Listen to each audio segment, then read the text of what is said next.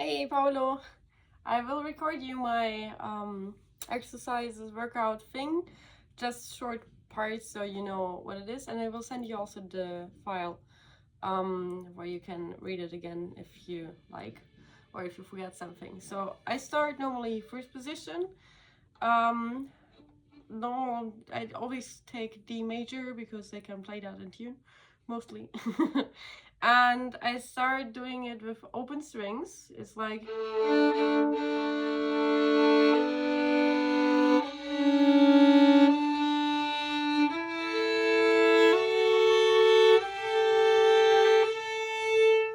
this, and back. Also with open strings. Always listen to the sound of the sound you're producing. So like this is more like sound, and this would be the other extreme. So what we want is the center of the string, which goes like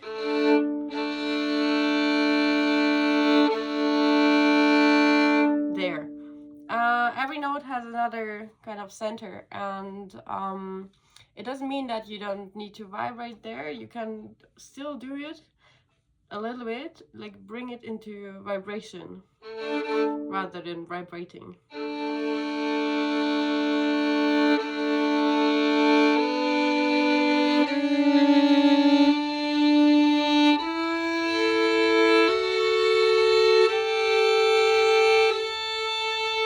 And you can do 2 legato or 3 or 4.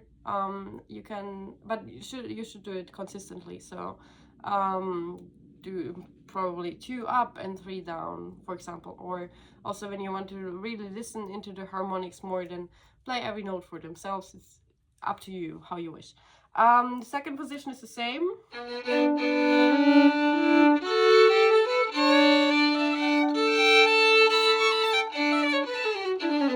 And in third position, there comes a new exercise, which is more for the bow. Maybe I can turn it a little, I don't know. I will just stand on a chair. So the third is in the third position. You start at a G string, you do.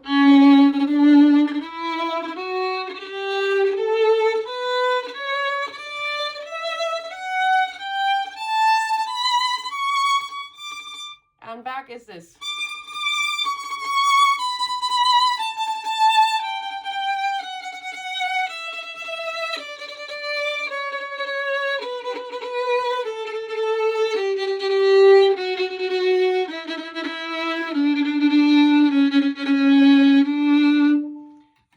And in the fourth position, the same. Up with ya and da ga da and da ga da and da ga da, and down with ya da ga da da and da da da da. And when you do it, always look for a beautiful sound again. Center of the string and very, very free right hand. So it lies there. This is the anchor point kind of, and the rest just hangs in kind of.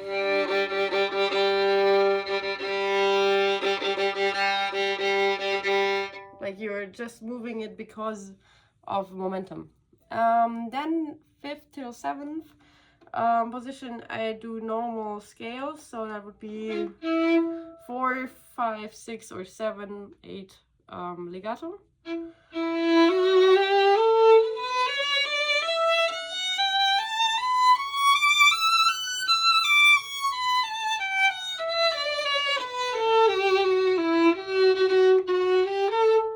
Same with 6th and 7th position. And when you do the different legato things, also look into your bow division. So you always do exactly, where is the rest here? Exactly half for 2, or exactly 3 quarters or quarters, whatever. Like whatever you use, how many legato, put the good bow division to it. Sorry, I can't explain it better. Yeah. And then there comes the special things. I mean, the arpeggios, the ones from Flash, I'm always doing. So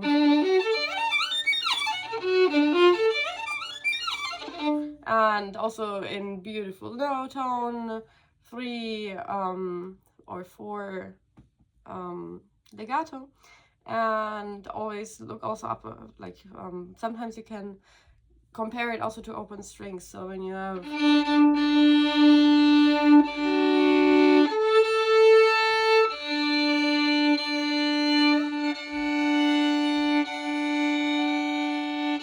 like, look for it really and do it again.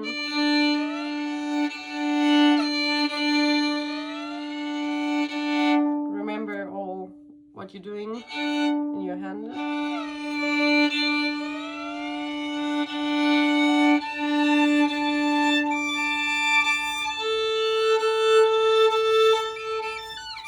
And so on.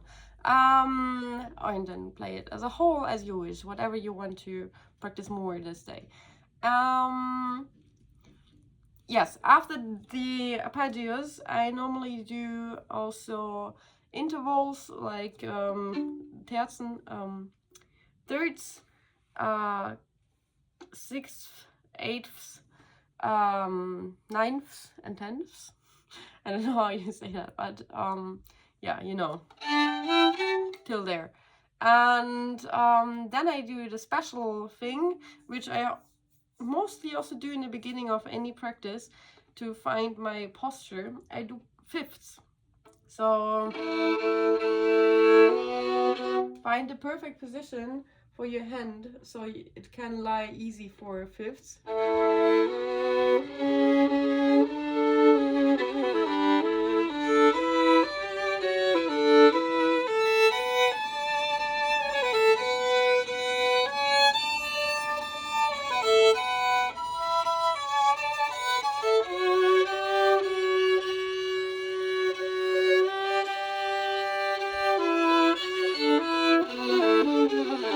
Something like that I always do for first thing I do when I touch the violin.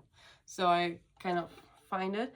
But the exercise, the explicit exercise would be, as also written in the exercise thing, start here, or maybe it's this, C flat, sharp, sharp, C sharp.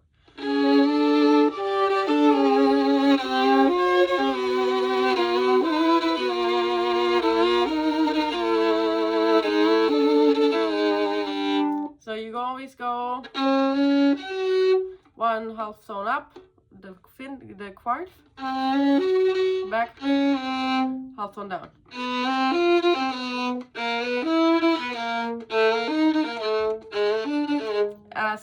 As fifths always, and try with a big vibrato, like as fast as you can.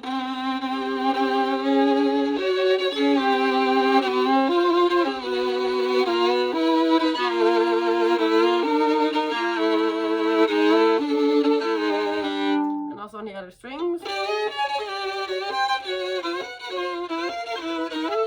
And the other one.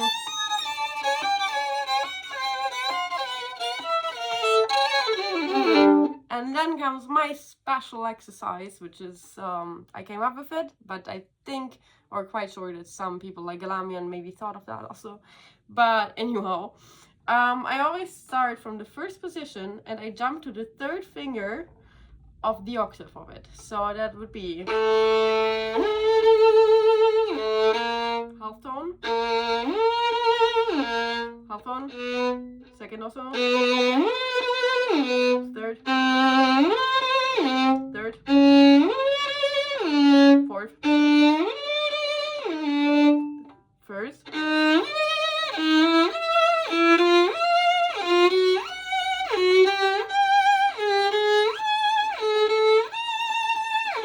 and always help yourself, like when you go up, then put the violin up with your thumb.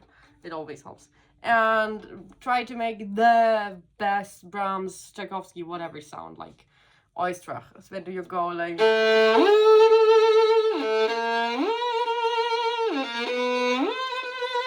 and always land on the third finger. Do this till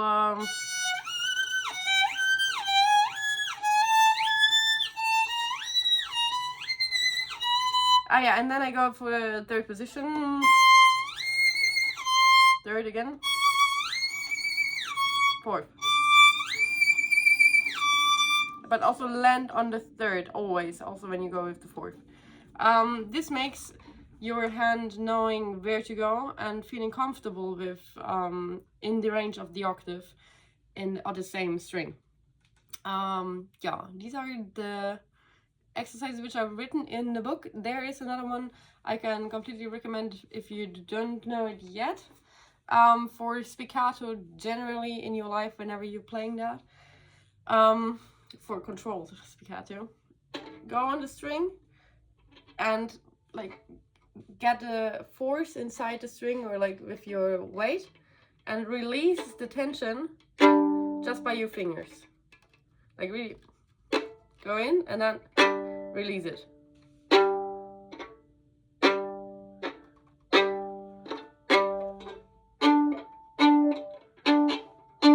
You can do it also at the tip. A little bit more different, or at the frog.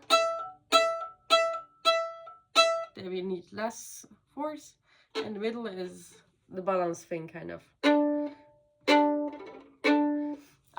This one I can recommend a lot if you have any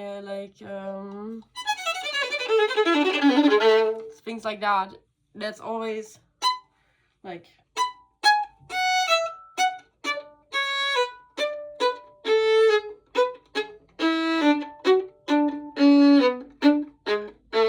so for all the spiccati in Mozart, Beethoven, Haydn, wherever, where it's not the best tempo to just jump, but to do it a little bit more controlled, this is the best exercise, I would say. And what is surely also good, I always show it to my students, but I also do it when I didn't play for a longer time, so I get my bow feeling back, kind of.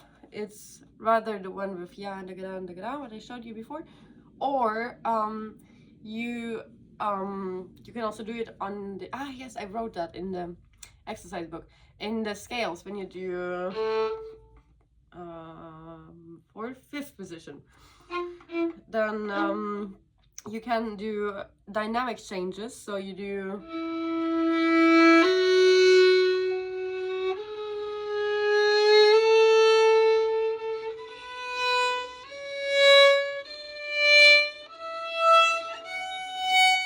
like do different crescendi and decrescendi inside the notes and in different positions of the bow, always gradually, like always crescendo to forte versus piano to forte, or forte to piano, or an accent on the one and then subito piano, like